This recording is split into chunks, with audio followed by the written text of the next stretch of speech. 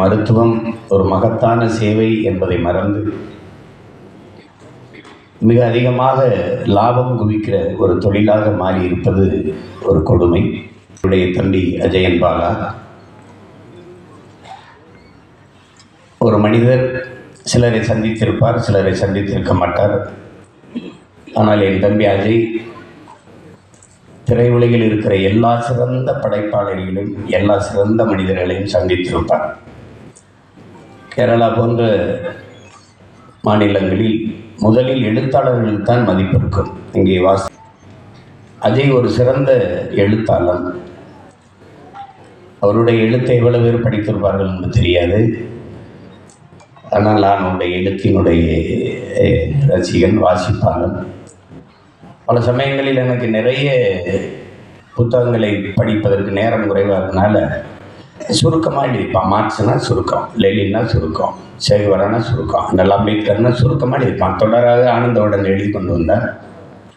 இப்போ திடீர்னு எல்லாத்தையும் நூலகத்தில் தேடி எடுத்து இது பண்ண அஜய் அந்த அம்பேத்கரை பற்றி புத்தகத்தை கொஞ்சம் அனுப்பிவிட்டு எனக்கு கொஞ்சம் தேவைப்படுது.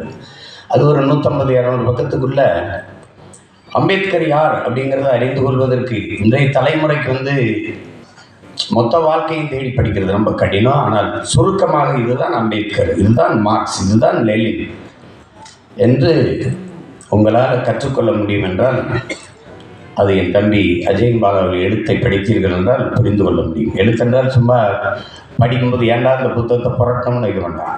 நீங்கள் புரட்டினீங்கன்னா இறுதி அட்டையை கீழே சாய்க்கிறவரை அவ்வளவு ஈர்ப்போடு படிக்கிற மாதிரி எழுதலாம். அவ்வளோ ஒரு இந்த தலைமுறையில் சிறந்த எழுத்தாளர்களில் ஒருவன் என் தம்பி அஜயன் பாலா. அவன் படைப்பாளியாக இருக்கும். என் தம்பி வெற்றிமாறன்னா திரைக்கதை எல்லாரும் சிறப்பாக கதையை நல்லா சொல்வார்கள். அது கற்பனையில் சொல்லிடலாம், அதற்கு ஒன்றும் இல்லை. திரைக்கதை அமைச்சிடலாம் ஒரு 2 மணி நேரத்துக்கு ஒரு. ஆனால் ஒரு எழுத்தாளங்கிறவனுடைய பணி மிகச்சிறப்பு. அதில் உங்களுக்கு தெரியும், இலக்கியம் போய் பேசலாம், புராணம் இதிகாசம் எல்லாம் போய் பேசலாம். வரலாறு உண்மையை மட்டும்தான் பேச முடியும். அப்படிப்பட்ட வரலாற்று உண்மையை பதிவு செய்யக்கூடிய ஒரு படைப்பாளி தான் என் தம்பி அஜயன் பாலா. தம்பி வெற்றிமாறன் அவர்கள் புதினங்களை, அதாவது நாவல், அதையெல்லாம் எடுத்து பதிவு செய்வார். படமாக கொண்டு வந்திருக்கார். அப்பா பாலமேந்திரா எடுத்திருக்காங்க, அப்பா மகேந்திரன்லாம் எடுத்திருக்காங்க. ஆனால் இப்போதான் இந்த தலைமுறையில் ஒரு எழுத்தாளனே படைப்பாளனாக வருவது தமிழ் திரையுலகில் இதுதான் முதல் முறை. தம்பி அஜய் எவ்வளவு வேணாலும் பாராட்டலாம். ஆனால் என்னென்னா அவன் கொஞ்சம் கால இடைவெளி ஆயிடுச்சு, இங்கே குறிப்பிட்ட எல்லோரும் சொன்னது மாதிரி. இருந்தாலும் பரவாயில்லை.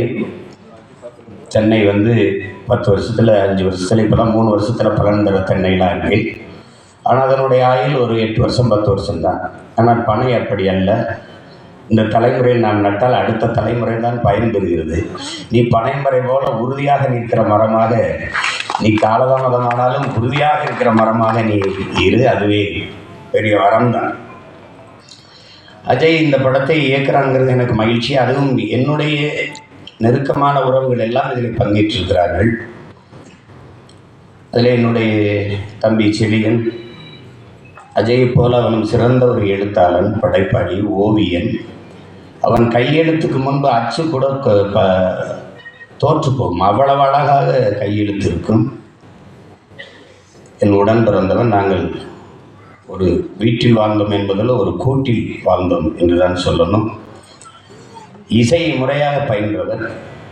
என் தம்பி மிஸ்கினும் இசை கற்றவர். எல்லா துறைகளிலும் ஒருவன் ஆற்றல். சிலருக்கு அது தெரியும், இது பையன் தெரியும், இது பையன் தெரியுங்கிறதில்ல, ஆழ தெரியும், ஆய்ந்த அறிவு அறிந்தவர் என்பது ரொம்ப அறிவு. அதில் என் தம்பி செலியன் மிகச்சிறந்த ஒரு கலைஞன். அதாவது கலைஞன்னா முழுமையான கலைஞன். எந்த துறையை எடுத்தாலும் இசை வாசிப்பார், பாடுவார், கவிதை எழுதுவார், சிறுகதை எழுதுவார், கட்டுரை எழுதுவார், அழகாக ஒளிப்படம் எடுப்பார். இப்போது திரைப்படத்திற்கு ஒளிப்பதிவாளராக மாறி இருக்கிறார். என் மண்ணை சார்ந்த ஒரே நிலத்தின் மண்ணின் மக்கள் நானும் என் தம்பி பேரரசு எல்லாரும்.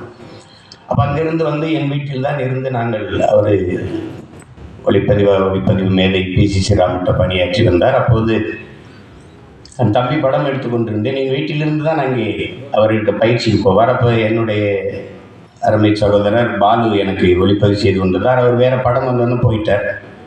பாதிக்கு மேலே என்னுடைய தம்பி செலியனை வச்சு தான் தம்பி படத்தை எடுத்து முடித்தேன். அது குறிப்பாக பாடல் காட்சி, உச்சகட்ட காட்சி எல்லாம் அவர் தான் செய்தார். அந்த படத்தில் காலதாமதம்ங்கிறதே அவர்கிட்ட இருக்காது. பதிவை நீங்கள் காட்சியை சொல்லி முடிக்கிறதா நான் தயாராக இருக்கேன், வர சொல்லுங்க, எடுத்துருவாங்க. அது